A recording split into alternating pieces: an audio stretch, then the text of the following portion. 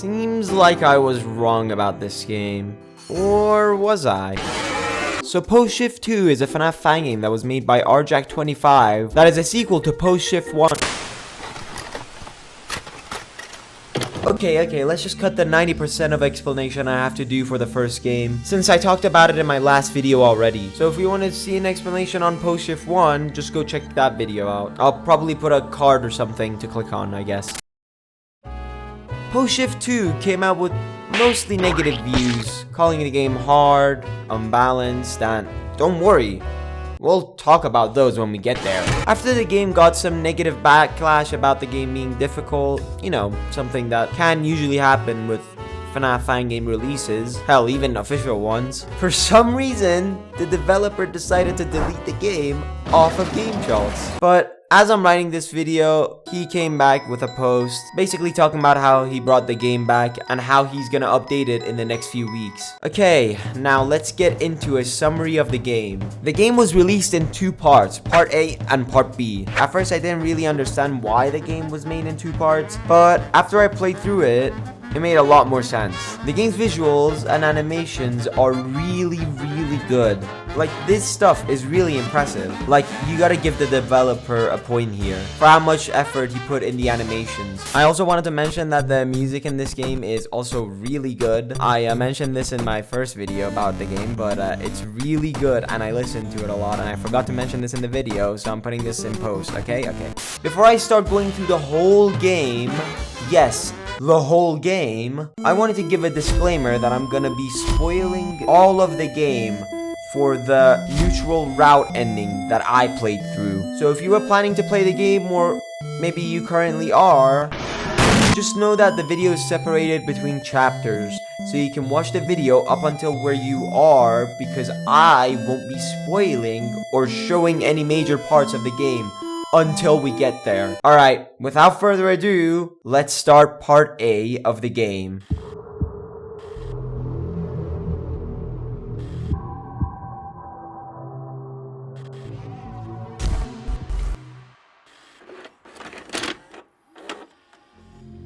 Part A is the start of the game, as expected. In both parts, before you start the night, you have challenges you can do, which, from what I know, don't really affect anything. So, I guess the only thing we can do is start the game. So let's see what this game has to offer. The game starts off with an intro cutscene, with two interviewers interviewing someone.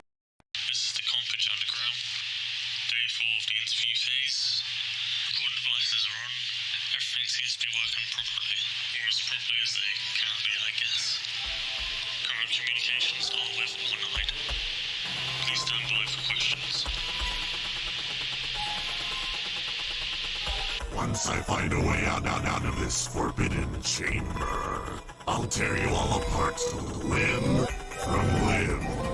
And when they find out, you're all in for a treat. It'll be just like in the old days, Thomas.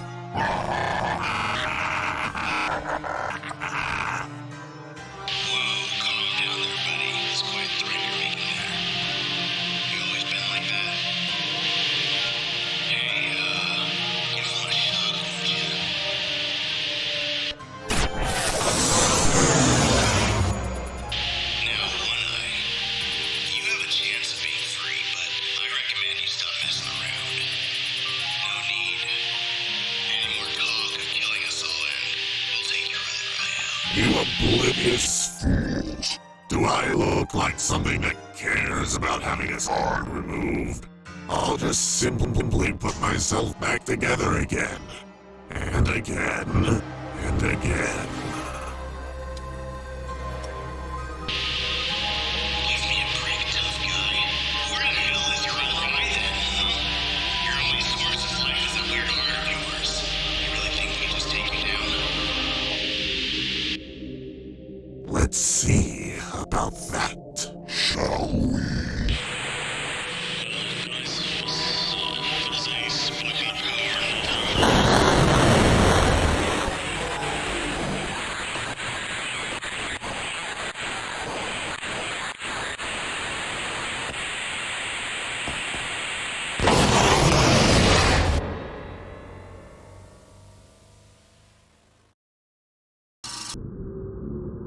there you are, alive.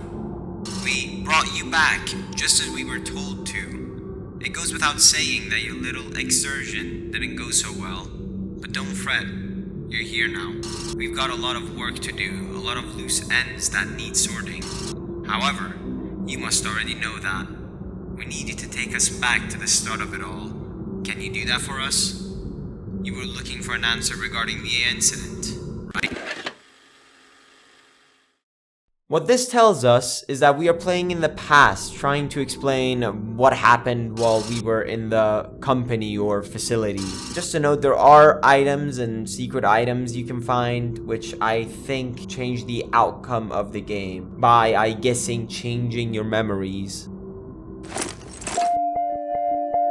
I don't exactly know how many endings there are, and the only one I know of as of writing this video is the one I ended up getting. Maybe after the game gets updated, I'll go back and check out the game and the other endings. Because trust me, no person should go through what I went through to finish this game. Oh!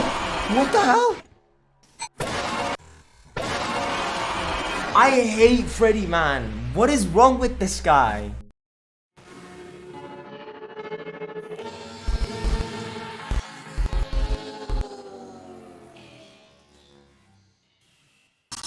Now, this is the part where 90% of people, hell, 99% of people that played this game got stuck at and probably quit.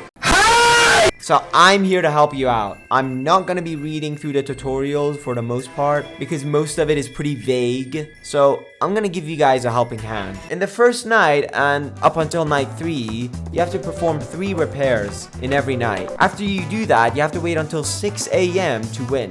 Okay, easy enough.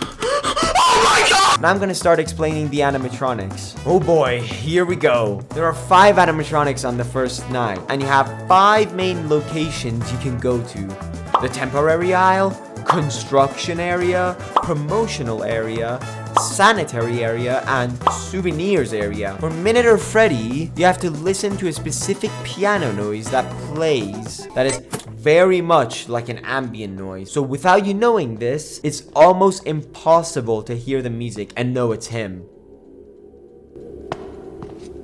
If Miniature Freddy plays the piano, you have to run to the construction site, and you'll see him climbing out of the hole in the construction site. After that, you have to run your way back to the promotional area. For Revenant Freddy, he appears in the promotional area with a laugh sound cue. If you go there, as soon as he appears, you'll see him sitting down on the floor. However, if you see him leave, then that means that he's on your left side. Hi there. When he's on the left side, you have to go back to the temporary aisle, pull up your tablet, and you have to throw a decoy drone specifically for him. You see how the game's mechanics are a bit specific? The thing is, the game doesn't tell you where you have to throw the drone, for example, or it doesn't even explain when you're supposed to deal with him, which could be really frustrating, but it wasn't that big of a deal for me, since at least the game was mostly fair in that part. Don't you worry, we're gonna get to the later nights and explain why those are the worst, because people calling the first few nights the worst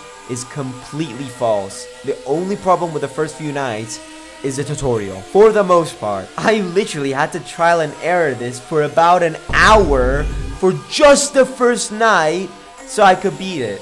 Like, what? Anyways, Miniature Freddy can also appear in the sanitary area, and I guess he can shapeshift? Anyways, he also plays a different piano sound cue for this specific situation as well. If he's in the vent in the sanitary area, you have to open your tablet and go to the yes/no question section. Some of these questions can be confusing, like, does it almost look like a completely different character? For this one, it's trying to ask if it turned into the Revenant version of the animatronic, which are the nightmare looking ones. For Miniature Baby, if she becomes unstable, which you can see on your tablet by her color changing, you have to go back to the souvenirs area and click on run memories. After that, you have to see which memory is the good one and select it, I guess. Which from my experience, the ones I found good memories were like her playing games, and a picture of a fat kid, which I'm guessing is a balloon boy. Lastly, for Miniature Foxy, after you hear a vent sound cue, you have to check the shelf in the temporary aisle on your way to the promotional area, or you have to check the promotional area if he isn't there. Once you find him, you have to make a sentence that the game asks you to do. Once you find them, you have to make a temporary sentence that the game asks you to do. And this just boils down to memorizing the buttons for different sentences, since the actual buttons aren't randomized. He is one of the fastest at killing you, so you have to keep him a high priority. Now, you may think after knowing all of this game will be easy peasy since you know how to deal with it, but from night 2 onwards, this game is like FNaF 1, where some nights are just unbeatable. Okay, that's fine. If it's just a few times, you know, sometimes getting unlucky, whatever. If FNaF 1's unfairness was like rolling a slot machine, then this game is like rolling 3 consecutive slot machines and getting a jackpot on all of them. So not only you have to learn all of these mechanics that get thrown at you, but you also have to play the dice and hope you even get a slight chance at beating the night. The main problem that causes this is the walk animation speed. If the animations were sped up, then this game would be way easier. I actually hope this gets added in the next update instead of toning every animatronic down, because the issue with that is that it can turn the game into a waiting sim. And this is for all the animations in the game, or most of them. It makes it really hard to be able to deal with all the animatronics that are simultaneously attacking you. What is this game? So basically, in the first 3 nights, it's not the animatronics balancing, it's the players. After you beat the night, you get this minigame where you're running away from what I'm guessing is William Afton. Purple guy! And you have to collect 5 children. After climbing down a ladder, you find this shadow person after you click on him. And then he makes you a portal? Like, okay. I found out every time you click on his head, you get transported to a different place from what I know. And he gives you a code that you have to put in the safe after you go through the portal. I only managed to do this once, but after you do it, you get a key. And then you can leave. So I'm not gonna mention this minigame because they were all the exact same for me. After all of this, you go back home, and in this part of the game, you're completely safe and you can roam around your house and solve puzzles with items you find in the house or from the souvenirs area, which from what I know you can get by flipping your camera up and down over and over. And I actually managed to solve a couple of the puzzles because of this, hence the half neutral ending. I really like this part of the game. It's really well made and it's fun to check the house for clues every time and know more about it the more you go through it. And this perfectly shows how the game could have been so perfect if it wasn't for the tutorials and balancing. Like, you have the good game right there. It just needs a little bit of polishing. And it's such a shame because most people probably didn't even get past the first night, and especially some of the later nights.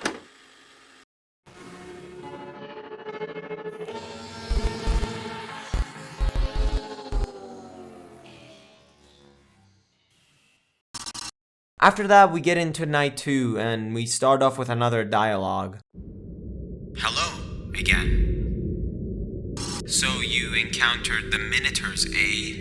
After Afton had created subject 1 through 5, he began delving into more advanced endeavors. The Minotaurs were supposed to be more easily controlled. They were typically held in stasis whilst Afton's researchers gathered information on them. A virtual environment was created for each one of the Minotaurs, so they would be mentally stable and not to break out from their stasis pods. On paper, a great idea. On execution, it didn't take long until an employee fell victim to an accident or 2. All people working within the facility had to sign an agreement, so Afton would not be held liable for any unfortunate happenings. Anyway, enough of that. Tell me what happened during your second night. Did you see anyone else? In this night, there's 3 new animatronics, but don't worry, I got you covered. Revenant Chica, after a robotic voice tells you something about a construction site, go to the construction site, walk forward, lean in on the hole, and wait until you see a yellow light. After that, you have to go back to the temporary aisle and use a decoy drone. Thankfully, the game explains this almost exactly as I did. Revenant Foxy, I don't exactly know when he appears, but sometimes you can catch him climbing the construction hole. I don't think he plays a sound cue, and it takes a lot of time to check on him, which can get you exposed to every other animatronic. But the good thing is, you don't die if you don't check on him. If he climbs out of the construction site, he will appear in front of you in the temporary aisle. If this happens, you have to click on the bottom right of the screen to open the light control device. Bet you didn't know you had that. After this, you just have to flicker each of the switches from first to last. Now, for Revenant Bonnie, the one I definitely died the most to. While you're playing, Revenant Bonnie can spawn with a counter called 1IC between 1 to 4. And you basically have to check out every area until you find them that many times. From what I know, I don't think he spawns in different locations at once. So if you look in a room, then find him in another, he could appear in the first room you checked, and vice versa. And because of the snail movement speed you have in this game, this mechanic literally boils down to luck, and the odds are against you. Quick tip for Revenant Bonnie though, he never appeared in the promotional area, but he can appear in the main aisle behind you on your way to there. So make sure to check behind you every single time you're there. After about 30 minutes of trial and error, I managed to finally beat it. I'm pretty sure I got lucky. After that, I got back home. I previously grabbed a golden plushie from the souvenir area and found out I could use it in the kitchen cabinet, just in case you want to do what I did. And got a key that I never figured out where to use. And that was it. So all that's left from part A is to finish night 3.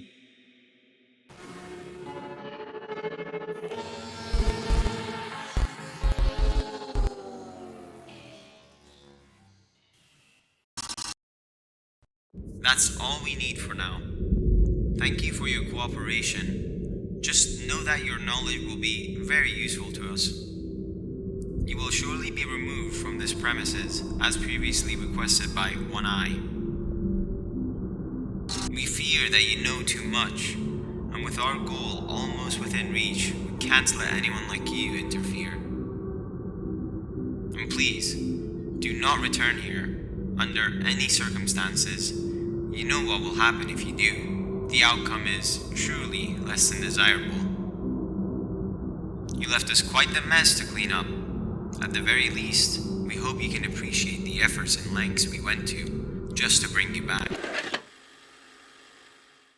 So what I think is happening in the final dialogue, first off, he mentions someone named One Eye, which is forcing us to leave. If you look at Revenant Bonnie's counter when he attacks you, it's called One Eye Seek, and even if that's not enough proof, the game straight up calls him One Eye in the intro cutscene. I'm not really gonna try to piece the story together since I don't know enough of it, so I'm just working with what I have. Second, it seems like from at least my actions in the game is acknowledging that I maybe messed up the story since this is the third night, and I'll explain why after we talk about the actual night. So I think if I was on a different path, this dialogue could have been different, but as I mentioned, I'm not going back to the start of the game just to find out. Anyways, night 3 is basically night 2, but more difficult. How difficult, you may ask? Well, difficult enough for it to take me about an hour to beat. Crap.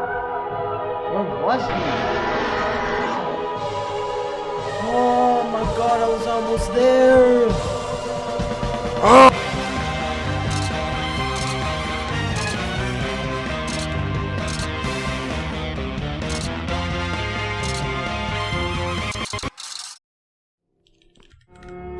Yes! Oh my god! Woo! Finally!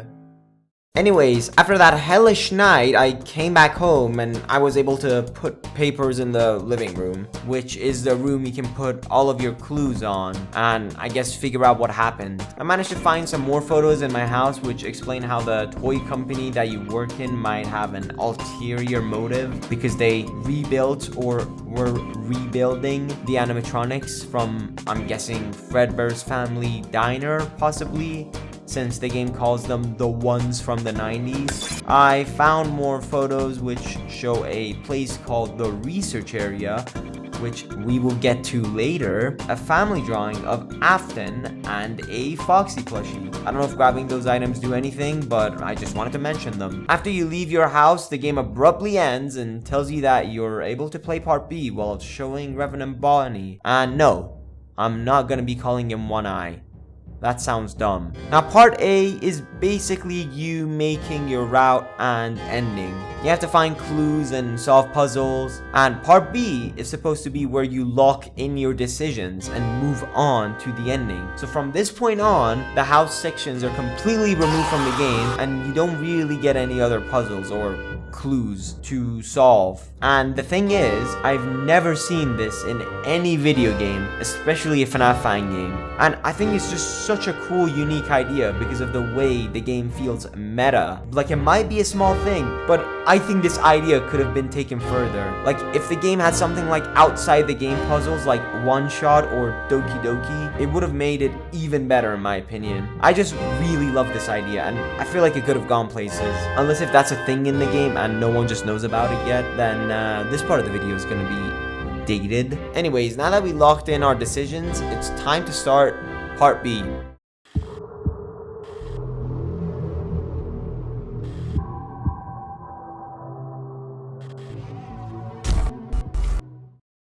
Whoa, hey there, Buster. Sorry, pal, Part B is still under construction. We can't let you through yet. Anyways, if you would give me some time, I'd like to talk about a few things. So when I was working on this video, I had about 100 subs, maybe a week and a half ago. And now it seems like I have almost half 1,000 subs, which is crazy, as I said on my last video. And now I have 5 times the amount that I said I did in my video. I think I said 100 subs in that. It might have been 200. I lost count. You guys are crazy with all the subs. And the amount of support I've gotten from people is just getting bigger and bigger. And I hope I can keep people entertained. Because when I first started making this video and I did all the writing and small editing that I did, I was still around like 200 subs. And, you know, I thought it died down. But no, it's been doubled and it's almost about to make 500 subs, which is crazy. I don't even know if I'm gonna have a 500 special. I didn't even have 100 because we reached it so fast. And I just seriously want to say, like, thank you so much for all the support that I've been getting. And if you heard my voice in the video, I might have sounded a little bit dead compared to right now. And that's mostly because I've been working on myself and my videos since I never had experience with editing and stuff. But you know, I'm trying to practice and get better. So if the quality of this video might have been lower or anything like that, I'm sorry. Working on my editing, I basically couldn't scrap the whole video at that point, and I just wanted to at least release it either in 2 parts or 1 part. And I made a video which is privated now, and I asked people if they wanted the video separate or 1 long video, and I'm glad people picked the 2 separate videos because I just wanted to make Part B better and not just a rant fest where I just explain the game and just rant on it a little bit and then say, wow, this game could have been better and I'm sad that I'm wrong now. I just wanted it to be better, you know, and I really didn't want to scrap it, and I thought Part A was good enough, you know, just explaining the game, you know, maybe helping a couple people out that are just super confused maybe, and they find the video, didn't want to ruin it, you know, could have been fixed with a little bit of edits, which I tried. And so yeah, hopefully people enjoyed this video, and if you didn't, that's completely fine. But like, why did you reach the end of the video? Unless if you skimmed through it, which fair enough. If you want to like the video, like the video. If you want to dislike it, dislike it. Completely up to you. And if you want to see more content, where I'm trying to improve my content, you know, like I'm craving to upload something like a gameplay, you know, a shorter analysis. You know, Popee 2 is out. I'm playing a lot of games. There's a bunch of good games. found recently. And so yeah, if you like, I don't know, gameplay slash review game, you know, FNaF mostly right now, but maybe other games in the future, which, you know, FNaF games are usually smaller and easier to talk about than you know, a full game. But I want to get there someday, and I'd be happy if you could tag along with me, if you wanted to, of course. Anyways, if you guys also have any suggestions, or if you want to, I don't know, help me by giving some sort of guide, tip, about like video making, whatever you want, be sure to comment down below, because as of right now, I read every single comment people have made. I've read all of them, even if I don't respond to them. I've read them. I probably just don't know how to respond to some comments. Also want to let you guys know that I hopefully am going to be streaming on Twitch or YouTube after this. If I'm not streaming on YouTube, I'm definitely streaming on Twitch. But if I'm streaming on YouTube, then just in case, make sure to follow me on Twitch.